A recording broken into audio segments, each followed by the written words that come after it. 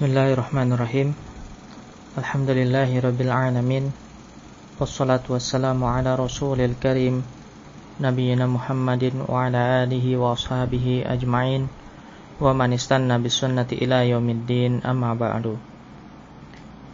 Ikhwati wa akhwati rahimakumullah, assalamualaikum warahmatullahi wabarakatuh.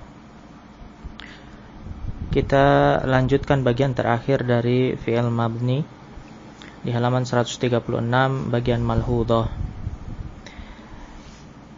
Penulis menyebutkan nunut taukidi nunun tulhiqu akhiral mudhari'i atau akhiral amri bisyurutil muwaddahah ba'd. Bahwasanya nun taukid adalah nun yang mengikuti akhiran fi'il mudhari atau akhiran fi'il amr dengan syarat-syarat yang akan disebutkan setelah ini. Wahya naw'an, dan jenisnya ini ada dua. Yang pertama disebut dengan nunun tsaqilah atau disebut juga dengan nunun musyaddadah. Takunu musyaddadatan maftuhatan mithlu lataktubunna atau lataktubanna. Karena ia adalah fi'il mufrad, maka kita baca fathah lataktubanna. Atau uktubanna, ini untuk fi'il amr.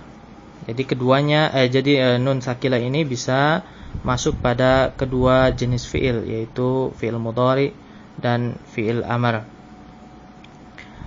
Dan jenis nun yang kedua disebut dengan nun khafifah atau nama lainnya nun sakinah. Wa takunu sakinatan mithlu lataktubanna, lataktuban dan uktuban. Nah, ini contohnya ketika ia masuk kepada fi'il mudhari dan fi'il amr.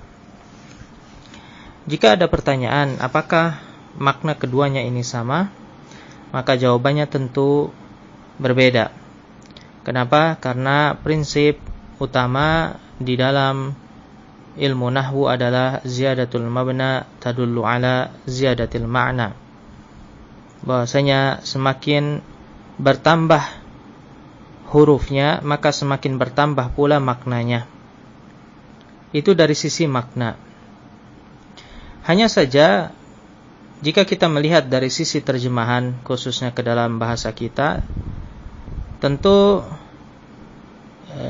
tidak bisa kita terjemahkan misalnya uktub, tulislah. Kemudian uktuban, benar-benar tulislah. Kemudian uktubanna, sangat benar-benar tulislah. Maka ini terjemahan yang keliru. Maka kalau demikian cara menerjemahkannya, kita tidak bisa dianggap berbahasa Indonesia yang benar, meskipun kita ini asli orang Indonesia. Karena bukan demikian halnya bahasa Indonesia yang digunakan. Maka langsung saja kita terjemahkan tulislah. Baik ia tidak bersambung dengan nun taukid, baik ia bersambung dengan nun khafifah, baik ia bersambung dengan nun tsaqilah, maka sama saja. Tinggal intonasi saja yang membedakan atau mungkin ekspresi wajah. Karena memang taukid di dalam bahasa kita tidak diungkapkan dengan lafadz. Kemudian perbedaan kedua antara nun tsaqilah dengan nun khafifah, di mana nun khafifah karena ia disebut dengan khafifah yang mana maknanya adalah ringan, maka ia boleh diganti atau bahkan boleh dihilangkan. Boleh diganti, yakni diganti dengan huruf alif ketika hendak kita wakofkan, sehingga kita panjangkan di akhir kalimat.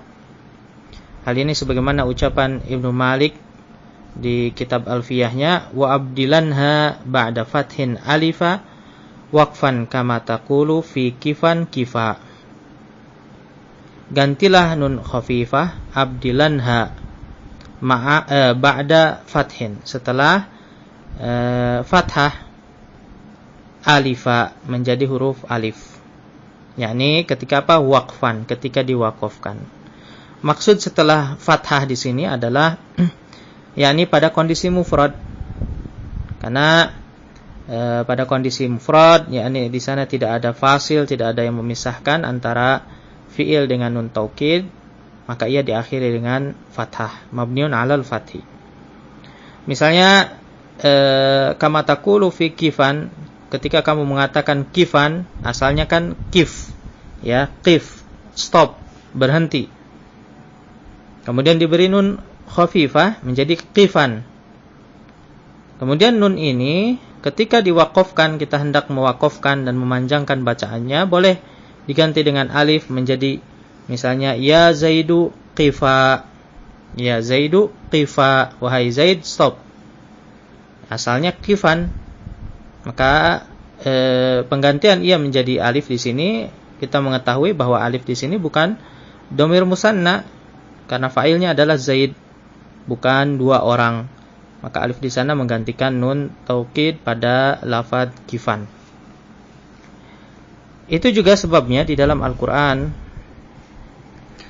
setiap nun taukid khafifah selalu diberi alif. Selalu diberi alif. Misalnya dalam surat Al-Alaq yang berbunyi la nasfa'am bin nasiyah, atau di dalam surat Yusuf yang berbunyi wala yakunam minas saghirin. Kita perhatikan dua fiil tersebut, yaitu la nasfa'an dan la yakunan. Keduanya diberi tanwin dan diberi alif. Seakan-akan ia seperti isim mansub, padahal ia adalah fiil mudhari. Maka demikianlah Al-Quran, ia ditulis berdasarkan alternatif bagaimana kita cara membacanya, yakni untuk memudahkan kita dalam membaca. Jika ditulis seperti itu, yakni la nasfa'an dengan diberikan alif dan ditambahkan tanwin, juga la yakunan seperti itu, artinya ada dua alternatif bacaan. Jika dibaca wasal, yakni dilanjutkan, maka nunnya dibaca la nasfa'an. Yang mana ya nun di sini adalah nun taukid khafifah. Sedangkan jika diwaqafkan, maka nunnya ini diganti dengan alif. Kita baca panjang la nasfa'a bin nasiyah wa la yakuna minas saghirin. Nah, itu kita dapati bahwa nun khafifah di dalam Al-Qur'an mesti dia diikuti dengan alif untuk menunjukkan bahwasanya boleh saja kita ganti nun tersebut dengan alif ketika diwaqafkan. Atau boleh juga nunnya ini dihilangkan sama sekali, yakni ketika ia bertemu dengan sukun. Misalnya uktubar risalah, uktubar risalah. Di sana ada nun taukid khafifah tapi mahdhufah, dihilangkan. Dan disisakan fathah di akhirannya untuk menunjukkan bahwa ada nun taukid yang mahdhuf di sana. Uktuba, uktubar risalah. Tidak dipanjangkan, tapi dipendekkan. Karena kalau memang di sana tidak ada nun taukidnya, harusnya ia dibaca kasrah, uktubir risalah.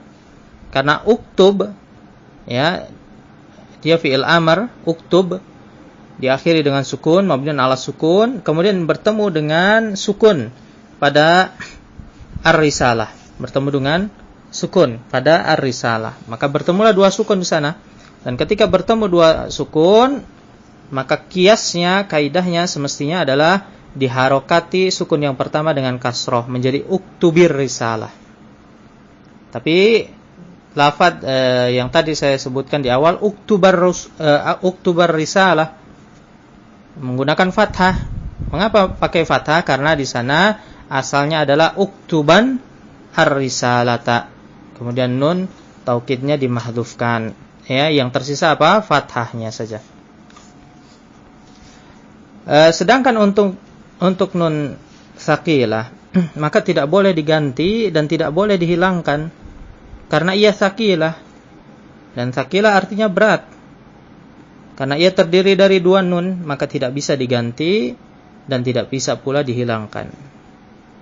Dari perbedaan kedua ini, yakni perbedaan antara nun sakilah dan nun khafifah, kita bisa mengetahui bahwa nun sakilah adalah asalnya, sedangkan nun khafifah adalah turunannya atau mengikuti kaidah nun sakilah. Dan ini menjadi perbedaan yang ketiga antara keduanya. Buktinya tadi disebutkan bahwa nun sakilah tidak mungkin dihilangkan atau diganti. Dan ini menunjukkan bahwa ia asalnya. Sedangkan nun khafifah hanyalah turunan dari nun sakilah, maka ia lemah, bisa diganti atau dihilangkan. Bukti lainnya bahwa nun sakilah adalah asalnya, kita lihat semua dhamir bisa bersambung dengan nun sakilah, tapi tidak semua dhamir bisa bertemu dengan nun khafifah. Misalnya ketika alif tathniyah hendak diberi nun taukid, maka harus sakilah, tidak boleh khafifah. Dan ini sudah kita bahas kemarin, bunyinya misalnya taktubani. Taktubani. Kita sudah bahas mengapa lafadznya menjadi taktubani. Sama seperti wala tattabi'ani. Dan tidak boleh kita mengucapkan taktuban menggunakan nun khafifah. Kenapa? Karena bertemu dua sukun, yaitu alif dan nun sukun. Maka untuk alif tathniyah pasti dengan nun sakilah. Begitu juga dengan nun niswah. Nun niswah tidak boleh diberi nun khafifah. Misalnya menjadi taktubenan, ya, taktubenan. Ya, karena apa? Bertemu dua sukun, yaitu alif dan nun sukun. Mungkin antum bertanya-tanya, mengapa masih diberi alif, ya, pada lafaz taktuban? Padahal taktubenan, ya, untuk nun niswah. Mengapa masih diberi alif? Ya, padahal di sana nunnya hanya dua, yaitu nun niswah dan nun khafifah. Tidak seperti taktubenani, ya, taktubenani. Maka di sana diberi alif. Kenapa? Kemarin sudah dibahas, yakni karena bertemunya tiga nun. Ya, dan ini tawalil amsal, ya, tawalil amsal, yakni bertemunya tiga nun. Ini tidak disukai oleh orang Arab. Maka diberi pemisah supaya tidak ada nun, tiga nun berturut-turut. Ya, diberi pemisah yaitu alif. Sedangkan taktubenan, kalau kita memberi nun taukid khafifah, hanya ada dua nun di sana. Kenapa tetap dipisahkan? Padahal nunnya hanya dua. Jawabannya karena asalnya adalah nun sakilah. Maka nun khafifah mengikuti bentuk nun sakilah. Jika nun sakilah ini ketika bertemu dia dengan nun niswah diberi alif, maka nun khafifah juga demikian. Dia harus diberi alif. Kemudian bukti lainnya bahwa nun sakilah adalah asalnya ketika wawul jamaah atau yaul mukhatabah, ya, wawul jamaah dan yaul mukhatabah bertemu dengan nun sakilah, maka nun rofa'nya dihilangkan. Kenapa? Karena tadi bertemu tiga nun, tawalil amsal, bainan nunat, ya, tawalil amsal bainan nunat, bertemunya tiga huruf yang semisal, yaitu tiga huruf nun. Maka dihilangkan satu nunnya, yaitu nun rofa'nya dihilangkan. Ketika nun rofa'nya dihilangkan, maka bertemu dua sukun, yaitu waw sukun atau ya sukun bertemu dengan nun sukun. Dan ini sudah kita bahas pada pembahasan sebelumnya. Maka jadilah lafaz taktubunna dan taktubinna. Ya, nun rofa'nya hilang, waw dan ya-nya juga hilang. Adapun ketika bertemu dengan nun khafifah, bertemu dengan nun khafifah sekarang. Semestinya kalau kita melihat kaidah tadi, tidak perlu ada penghilangan sama sekali. Kenapa? Karena tidak bertemu 3 nun, ya kan? Yaitu nun rofa hanya bertemu dengan nun sukun saja, hanya 2 nun. Ya, menurut kaidah harusnya tidak perlu dihilangkan karena tidak terjadi tawalil amsal. Ya, semestinya dibaca taktubunan atau taktubinan. Ya, itu sudah bisa diterima semestinya. Demikian menurut kaidah. Namun ternyata ulama tidak menyebutkan demikian. Yang semestinya dibaca sama seperti ketika ia bertemu dengan nun sakilah. Ya, dibaca apa? Taktubun dan taktubin, disukunkan. Ya, bedanya yang ini sukun, kalau yang tadi tasdid. Mengapa tetap dihilangkan nun rofa dan huruf madnya, yaitu waw dan ya-nya? Dikarenakan ia mengikuti asalnya, yaitu nun sakilah. Ya, jadi dia mengikuti kaidah asalnya. Kalau pada nun sakilah dihilangkan, ya nun khafifah juga harus dihilangkan karena nun khafifah hanya sekedar turunan dari nun sakilah. Kemudian penulis di sini menyebutkan hukum-hukum bersambungnya nun taukid kepada fi'il mudhari, dan ia terbagi menjadi 3 hukum. Yang pertama, yajibu taukidul mudhari'i bin nuni idza kana jawaban lil qasam wa muttasilan bilamil qasam. Dia wajib hukumnya diberi nun taukid ketika fi'il mudhari ini dia berfungsi sebagai jawaban dari qasam dan ia bersambung dengan lamul qasam. Misalnya di sini wallahi laukriman al-faiza. Laukrimanna atau bisa dibaca laukriman. Tergantung kita mau sambungkan dia dengan sakila atau khafifah. Nah, dengan dihilangkan nunnya di sini, karena ketika bertemu sukun, maksudnya di sini semestinya bukan laukriman, ya. Kenapa? Karena setelahnya kan ada sukun, ada al-faiza, ada lamnya sukun. Maka semestinya nunnya dihilangkan. Ya, tadi sebagaimana kaidah yang disebutkan, nun khafifah itu bisa dihilangkan atau bahkan wajib dihilangkan ketika ia bertemu dengan sukun. Contohnya di sini, wallahi la ukrimal, harusnya la ukrimal faiza, bukan la ukriman, la ukrimal faiza. Ya, dan ini sebagaimana disampaikan oleh Ibnu Malik, ya, bahwa ia wajib dihilangkan. Pertanyaannya, mengapa harus diberi nun taukid ketika kondisinya seperti ini, yakni sebagai jawaban dari sumpah dan ia sebelumnya diberi lamul qasam? Alasan pertama, ada 2 alasan. Alasan yang pertama, yakni untuk membedakan antara lamul qasam dengan lamut taukid, atau bisa juga dengan lamul ibtida. Jika kita mengatakan wallahi la ukrimul faiza, la ukrimul faiza tanpa nun taukid, maka kalimat la ukrimul faiza bukan berfungsi sebagai muqsam alaih atau sebagai jawabul qasam. Kenapa? Karena tidak ada nun taukidnya di sana. Jadi ia hanya sebagai lamut taukid. Atau bahkan ia dianggap sebagai 2 kalimat yang terpisah. Tidak ada kaitannya antara qasam dengan kalimat setelah lam di sana. Ya, jika lamnya di sana adalah lamul ibtida yang menunjukkan bahwa ia kalimat baru.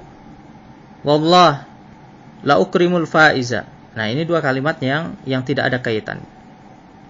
Maka harus ditambahkan nun taukid untuk apa? Untuk menunjukkan bahwa kalimat tersebut berkaitan dengan sumpah sebelumnya, ia adalah muqsam alaih.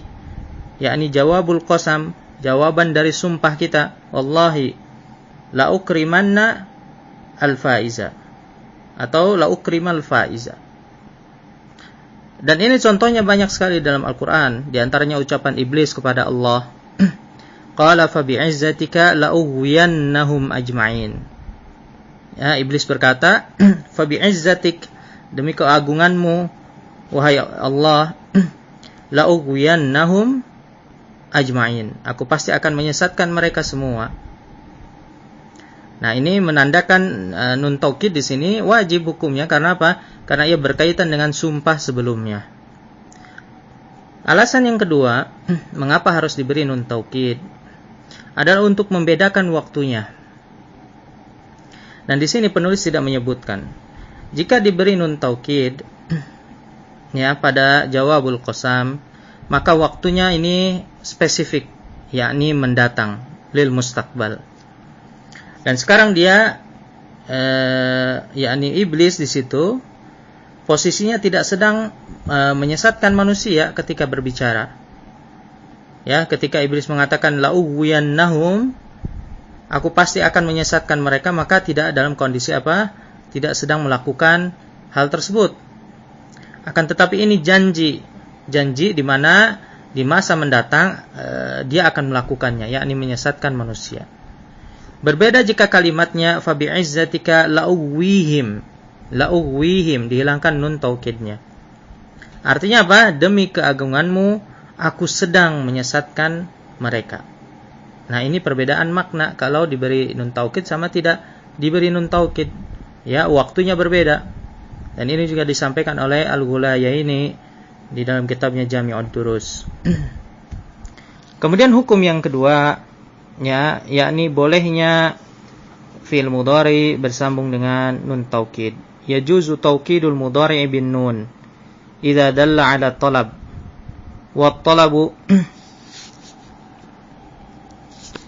yashmalu al-amra wan nahya wal istifham. Ya, kondisi kedua hukumnya adalah boleh. Ketika apa? Ketika fi'il mudhari di sini menunjukkan makna talab, yakni jumlah talabiyah. Misalnya perintah, larangan, pertanyaan, doa, ya, kemudian harapan dan yang lainnya. Kenapa? Karena jumlah talabiyah itu adalah jumlah yang menunjukkan mustakbal, masa yang akan datang. Maka ini cocok dengan nun taukid, di mana nun taukid juga menunjukkan waktu mustakbal yang akan datang. Sehingga boleh diberi nun taukid, boleh tidak. Ya, boleh diberi nun taukid, boleh tidak. Hukumnya tidak wajib, karena kalau tidak diberi nun taukid juga tidak masalah. Sesuai kebutuhan saja, tidak terjadi iltibas. Ya, tidak seperti yang tadi kondisi pertama, kalau tidak diberi nun taukid maka tertukar dengan lamut taukid atau lamul ibtida, maka harus diberi nun taukid. Hukum yang ketiga boleh belum ya. Kita lihat contohnya dulu di sini. Untuk kondisi yang kedua yang boleh, contohnya liyunfik al-qadiruna au liyunfiqanna al-qadiruna. Ya, ini opsional, boleh diberi nun taukid, boleh tidak. Ya, hendaknya orang-orang yang mampu ini berinfak. Atau contohnya la tamdah imra'an hatta tujarribhu au la tamdahanna. Ya, hatta di sini ataf. Ya, jangan kamu memuji seseorang atau mengujinya, memuji atau mengujinya. Hatta di sini artinya ataf. Au bisa au atau wawul ataf. Ya, boleh diberi nun taukid, la tamdahanna. Itu untuk yang larangan. Kalau pertanyaan misalnya atuwafiqu ala hadzal ra'yi, apakah kamu setuju dengan pendapat ini? Boleh juga diberi nun taukid. Au atuwafiqan ala hadzal ra'yi. Kemudian yang ketiga adalah hukumnya terlarang, tidak boleh diberi nun taukid. Wa yamtani'u taukidul mudhari'i fi ma 'adal halatis sabiqi dzikruha. Ya, selain daripada kondisi yang tadi disebutkan, maka tidak boleh diberi taukid. Ya, artinya ketika fi'il mudhari ini tidak bermakna mustaqbal. Ya, tidak bermakna mustaqbal. Jadi khusus dia ini bermakna hadir. Maka tidak boleh diberi nun taukid. Misalnya di sini ya tasyruqu syamsu kulla sabah.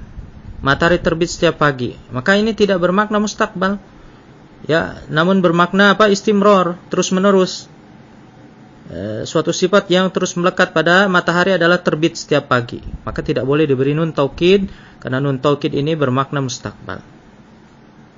Kemudian yang poin keempat dal ya. Bagaimana dengan fi'il amr? Ya, fi'il amr yajuzu taukidu fi'il amri lidalalatihi 'ala talab. Adapun fi'il amr maka boleh diberi nun taukid secara mutlak. Secara mutlak tidak ada larangan sama sekali. Kenapa? Karena fi'il amr ini bermakna talab dan talab itu bermakna mustaqbal. Sudah pasti waktunya mendatang. Fi'il amr seluruhnya bermakna mustaqbal. Berbeda dengan fi'il mudhari, kadang mustaqbal, kadang hadir, kadang keduanya. Ya, sehingga hukumnya terbagi menjadi 3. Kalau mustaqbal pasti mustaqbal maka dia diberi nun taukid. Kalau ada kemungkinan dua-duanya maka boleh. Ya, kalau maknanya hanya hadir maka tidak boleh. Kemudian untuk fi'il madhi bagian terakhir, al-fi'lul madhi la yu'akkadu binunit taukid. Nah, kebalikan dari fi'il amr adalah fi'il madhi, dia tidak boleh secara mutlak diberi nun taukid. Sama sekali tidak boleh diberi nun taukid karena ia tidak bermakna mustaqbal. Ya, sebagaimana namanya yaitu fi'il madhi artinya fi'il yang lampau. Itu saja yang bisa saya sampaikan. Sallallahu ala nabiyina Muhammad wa ala alihi wa ashabihi wasallam. Assalamualaikum warahmatullahi wabarakatuh.